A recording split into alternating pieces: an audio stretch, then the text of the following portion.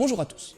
Allez, ce coup-ci, je vais vous présenter le premier volume de Skaters, un seinen sportif de Tojitsuki Hajime. Et vous vous en doutez, ça parle de skate. Akio, un enfant de 10 ans, rentre de l'école. C'est à ce moment-là qu'il tombe sur un type chelou qui semble voler. Ce gars, c'est Prof. Et il ne vole pas, mais fait du skate. Et il est plutôt doué pour cette discipline. Akio va se prendre d'affection pour Prof et pour le skate. Il va alors s'entraîner avec son mentor, malgré les interdictions de sa mère et de sa sœur. Malheureusement pour le héros de l'histoire, Prof décide de quitter le Japon pour percer dans le skate. 6 ans ont passé, et Akio n'a cessé de perfectionner ses tricks. Au lycée, il se fait un pote fan de skate lui aussi, Fukusuke. Fukusuke va alors décider de filmer les performances d'Akio et de les mettre sur le net. Ce sera le début de 2 courses, celle vers les compétitions de skate, mais aussi celle qui permettra peut-être à Akio de retrouver son charismatique professeur.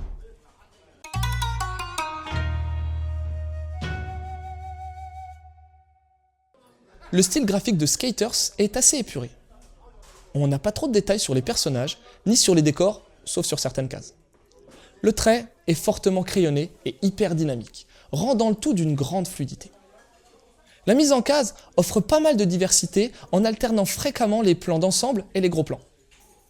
On notera également un gros travail de composition de l'image, avec des angles de vue particulièrement bien fichus, même si souvent non réalistes.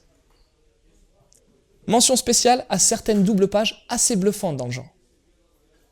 Pour son adaptation, Kana a pris la liberté de changer la couleur de la couverture, certainement pour homogénéiser la série, mais a gardé les onomatopées originales.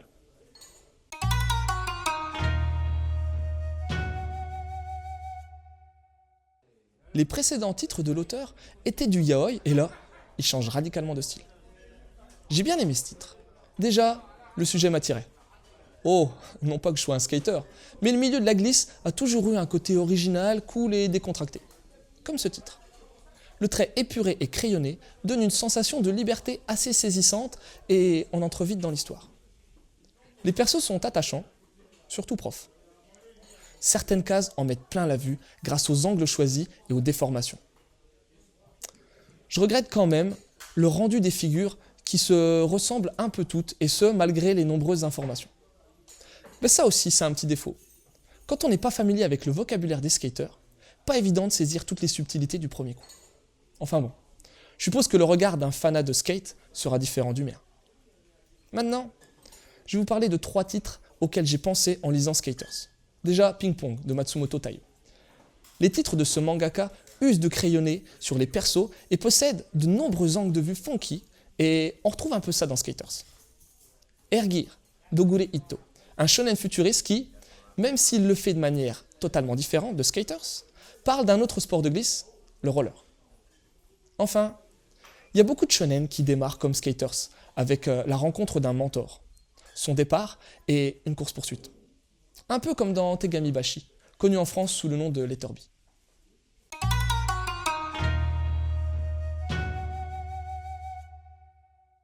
Pour conclure, Skaters, avec un 8, est un seinen sportif de Tojitsuki Hajime. Il raconte la découverte du skate par Akio, un gamin de 10 ans. Il rencontre Prof qui va lui faire kiffer le skate et lui donner les conseils de la mort qui tue pour progresser. 6 ans après le départ de Prof pour l'étranger, Akio va poster des vidéos de ses tricks sur le net et petit à petit entrer dans le monde du skate. Même si le dessin n'est pas très détaillé, il est super fluide et dynamique, s'appuyant sur les crayonnés, les déformations et des angles de vue hyper travaillés. C'est un titre qui ne m'a pas laissé indifférent. Il est frais, original et dispose d'un gros potentiel avec, pour Akio, l'entrée dans le milieu du skate.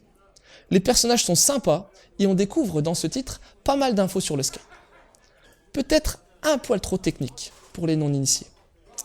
On notera également une difficulté à différencier les figures. Mais bon, ça ne doit pas être facile de retranscrire ça en manga. Et pourtant, au final, le pari est réussi. Un bon petit titre de chez Kana. En plus, profitez-en, car il n'est qu'à 5,95 € jusque fin 2016. Et bon anniversaire à Kana pour ses 20 ans de manga. Sur ce, je vous laisse, et je vous souhaite bonne lecture, et à la prochaine.